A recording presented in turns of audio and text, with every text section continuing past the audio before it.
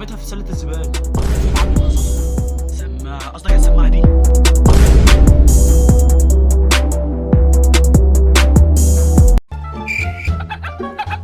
مش عارف السماعة.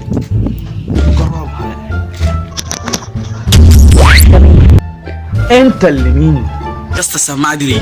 دي يا اسطى، انا هديها واحدة في الدار يا عم. يا ابني خدها واسمع مني. هتديها لي يا اسطى على كام؟ خدها ببلاش يا اسطى. ماشي يا اسطى، هاتها يا اسطى.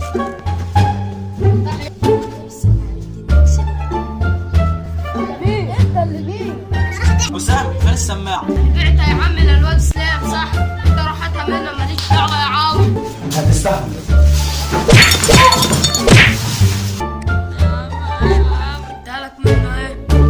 ماشي يابا، جبتها منه ازاي يعني؟ ماليش دعوة من الحمد.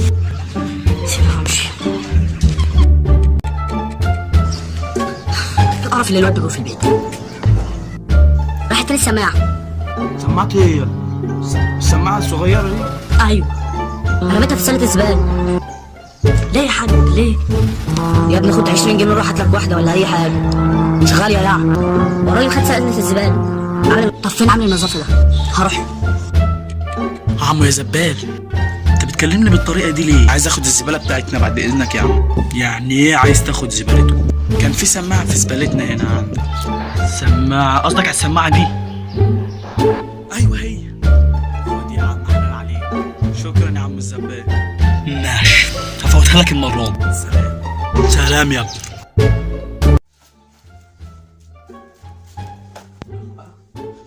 يا ما حد يجي عليا.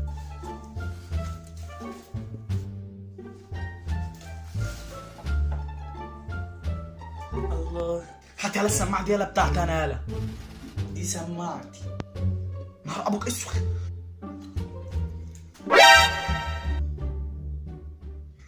إذا ضربوا النبي